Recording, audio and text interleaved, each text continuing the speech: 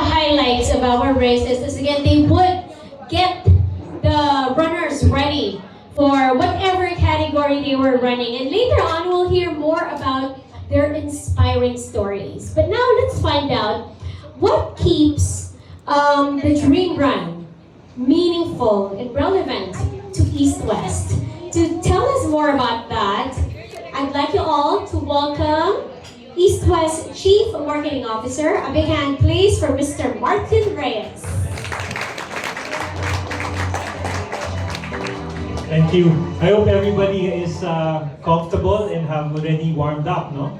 So, again, good afternoon, everyone. Thank you for our media friends for coming, our partners in Run Rio, and for all the employees, the ambassadors that run with us, for coming today. Last year, EastWest Dream Run brought together over 14,000 runners. Actually, it's more than 14,000. They brought their families together. So it's a good place to have a meaningful time together.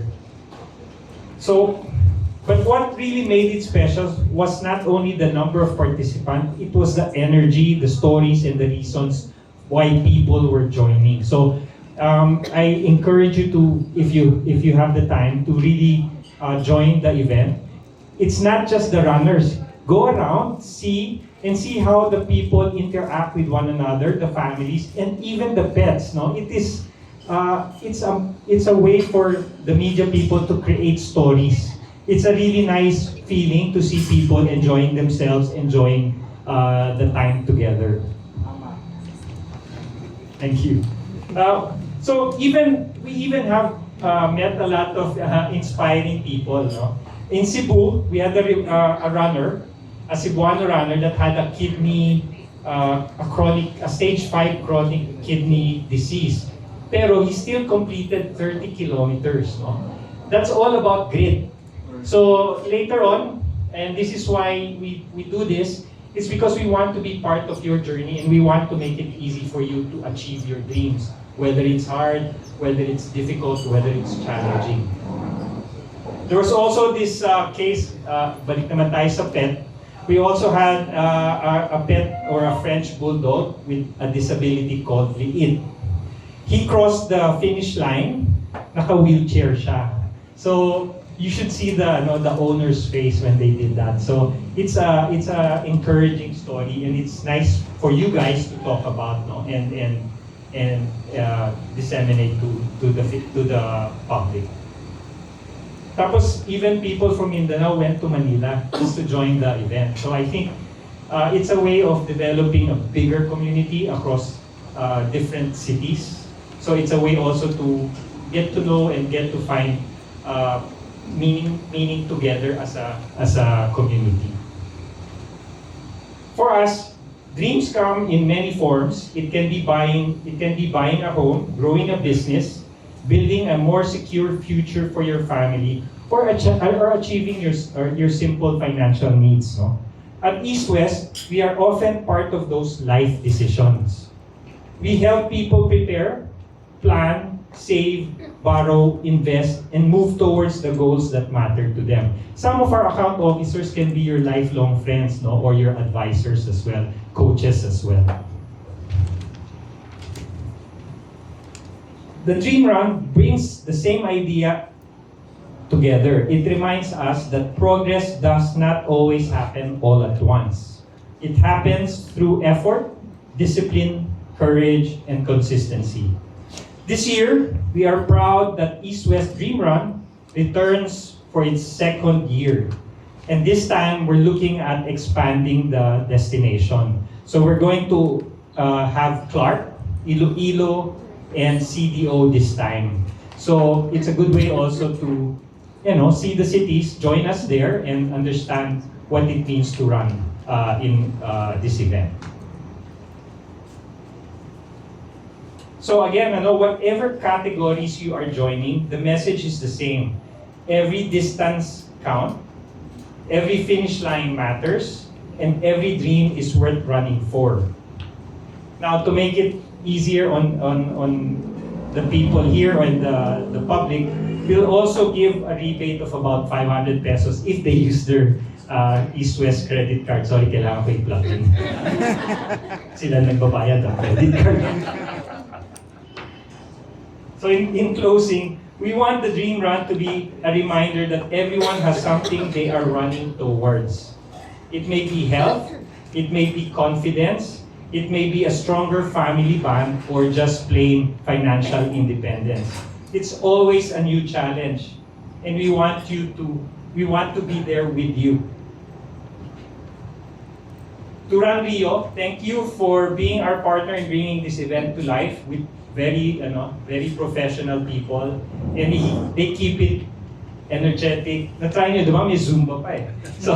So the warm-up, aside from the warm-up, you get to have a Zumba session. So dapat may Zumba marathon din siguro. So to our partners and sponsors, thank you for helping us tell the story, helping us make the Dream Run bigger and more memorable for everybody. To our media friends, thank you for coming. Thank you for helping us to tell the stories behind the Dream Run. The stories of ordinary people taking meaningful steps towards their goals. So we really want to make their dreams happen. May this year's EastWest Dream Run encourage more Filipinos to lace up, show up, and keep moving forward. One stride, one milestone, and one dream at a time. Thank you and good afternoon. Hope you enjoyed the rest of the day. Mr. Martin Reyes, maraming salamat.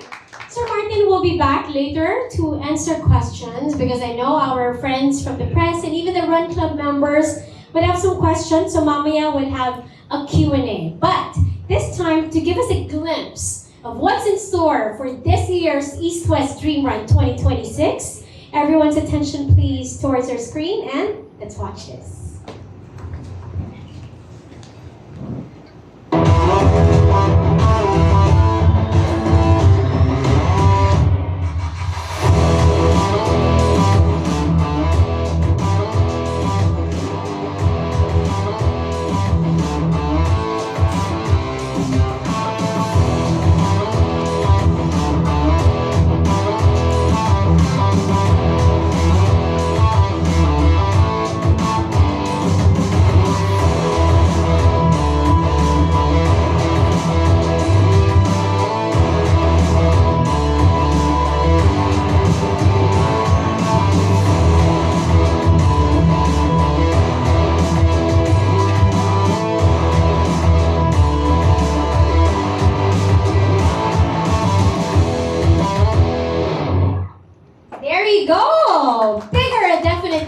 As we are covering more territories, more cities, and that is made possible also with, of course, the efforts of the country's premier race organizer. So let's get down to the details about the race itself.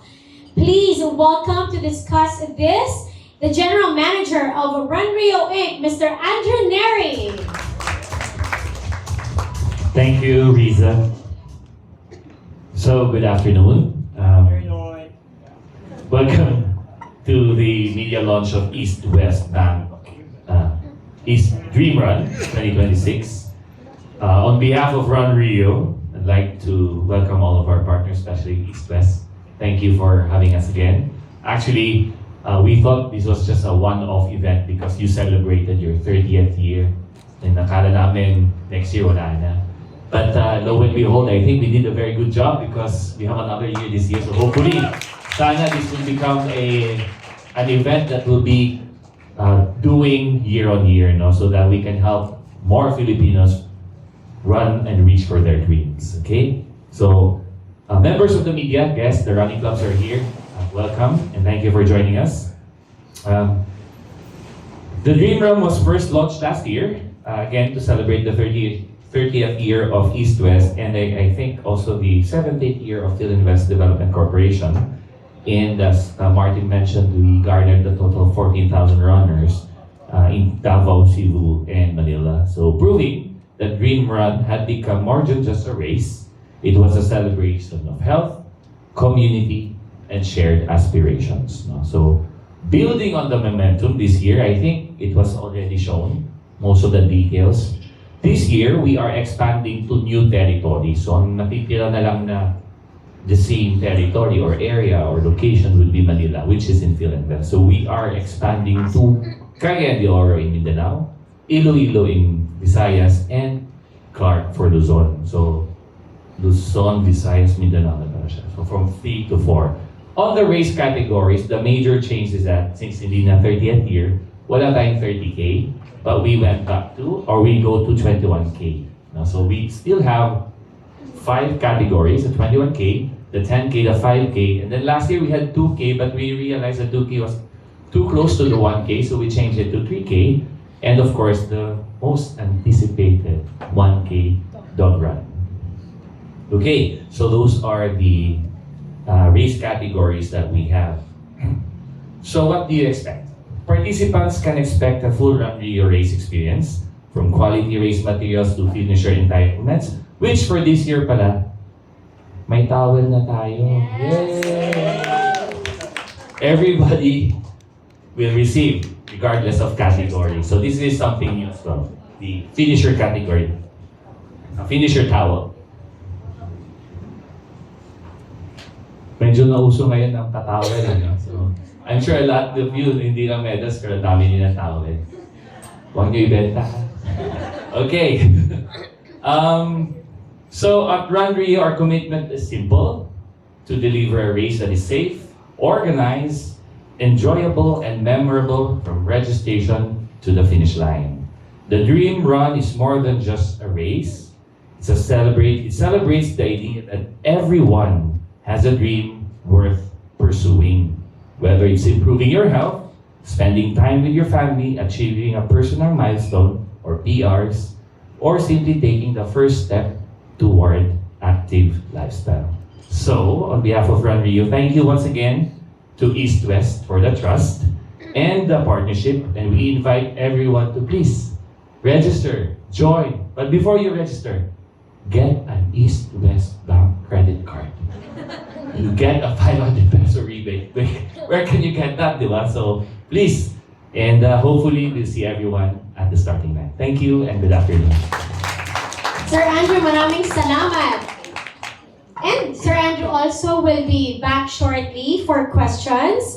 As we've seen already, the display of the merchandise for this year's East-West Run, from the finisher shirt to the race shirts, the most unique medals, and of course, in addition, the race towels, the finisher towels. Now, this year, just like, a lot of the Run Rio races, and the runners can attest to this, the experience doesn't end at the race route. We all continue to celebrate, even in the race village where there's so much going on. There's partners booths, there's different activities. Sir Martin mentioned the Zumba session, and this wouldn't have been made possible without, of course, our partners. And this year, we'd like to thank them for joining the Dream Run, the EastWest Dream Run. Maraming salamat to our friends again from PhilInvest. Thank you so much. But also like to thank our friends from Visa. Thank you also to Quest Plus Conference Center, Manila, and Clark. Also, thank you to our friends from Mimosa Estate Plus, PhilInvest Land Incorporated, EastWest AJS, Socony, PowerMac, thank you, NutriBullet, Dyson, and Mizuno. Also, we want to thank our good friends from Colgate Palmolive. Maraming salamat. We're most excited to be joined by our friends from Colgate Palmolive this year. Also, we want to extend that gratitude to our good friends from Rev, Mogu Mogu, Clo Relief, and Salon Pass. Ladies and gentlemen, palakpakan naman natin our most generous partners and sponsors that you all will be able to experience when you run with us at EastWest Dream Run. But speaking of runners and finishers, this afternoon is made more special because we have with us very inspiring individuals that will share stories of, not only about fitness, but also achieving goals that was once perhaps impossible. First, I'd like to bring in EastWest Head of Corporate and Custodianship, but likewise, she is a Spartan race finisher and also a Dream Run 2025 participant. A big hand, please, for attorney Clarissa Ramos.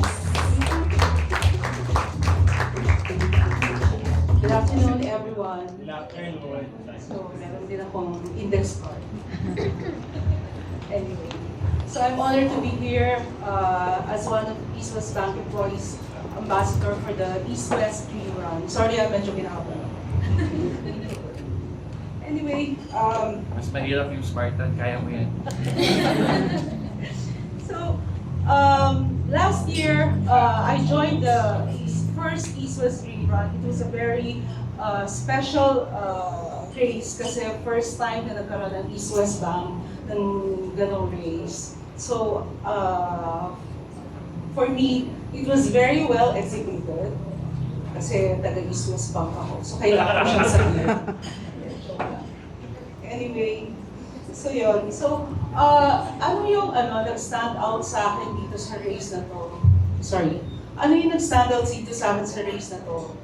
First is yung route, yung race route, and yung second, yung people who participated in the race. So yung route, hindi siya madaling route, especially for those who joined the 30K division category. So doon, sumali ako doon. It was not an easy route kasi nga, alam naman natin lahat na rolling siya, paahon, pababa. Pero hindi naman super na paahon, pababa. So, very challenging siya because 3 loops of 10K. So, hindi siya yung pagtakbo mo, pag natapos mo yung first loop, uy, konti na lang, tapos na ako. Hindi siya ganun eh. So, yung pag natapos mo yung first, hala, may 2 loops pa. So, very challenging siya, especially mentally. Hindi lang siya sa legs, sa isip pa. Kasi like ako, yun yung nasa isip ko nung ano eh. And I don't run with music, so talagang challenging siya for me. Pero that was actually very good. Well, at least for me. Yung challenge was very good kasi I was also preparing for my next Spartan race 2 weeks after. It came 2 weeks after. So kailangan talaga ready ka. Hindi lang physically, mentally pati. So yun yung gusto ko yung pagiging challenging ng route. So yun, stand out siya sa akin. Pero at least ngayon, 2 loops na lang, no? 21 years. 21. So pag natapos niyo yung first loop, tapos na. So medyo may konti pang storya. Nung first 4K pa lang, nag-trip na ako. Natapilok na ako. So I was running injured for the next 26 kilometers. Buti na lang meron akong basic first aid. Lagi ko siyang dala. Para just in case meron ding iba. Meron din akong matulong. Hindi pala ako gagamit. So yun. So yung next na sa akin, na stand out talaga for me, were yung people who participated in the race. Kasi lahat ito buong pamilya, those who want to challenge themselves, tsaka yung wala lang, gusto mag-flex, natapos ko yung 30K, wala akong preparation, wala akong tulog, mga ganon, may mga ganon, di ba? Gusto yun ngayon, tapos ganyan, pala sila. Anyway, so nag-stand out sila sa akin kasi pamilya, tapos may mga doggy runs pa, may doggy run. So yun. So sa lahat-lahat talaga ito. So yun lang. So I encourage everyone to join and encourage rin others to join yung EastWest Dream Run. Kasi sa EastWest Dream Run, may place kayo lahat dito. Matanda, kagaya ko, mga bata, maging doggy ka man, sana sa sunod, meron ng pusa. So yun. Lahat. Pwede dito. Lalo na yung mga pamilya. O yung gusto lang, wala lang. Yung gusto lang din mag-flex. So, natapos mo. So yun. So, sana you will all participate. You will all join and encourage others to join the EastWest Dream Run. And thank you so much. And sabi nga nila, see you at the starting line. Thank you. Maraming salamat, Attorney Clarissa Ramos. Wow, di ba? Imagine? Busy role, busy schedule, but was able to finish a Spartan race and also the 30-kilometer back last year in EastWest Dream Run. Now let's also hear a story from this gentleman who happens to be a running enthusiast and continues to show that fitness, discipline, and excitement can go hand in hand even if you're fulfilling a very busy and demanding leadership role. Because he happens to be EastWest Chief Risk Officer. A big hand please for Mr. Jeric Huino.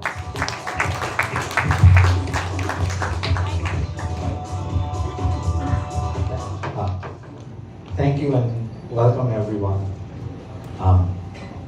Not good at this, so please bear with me, okay?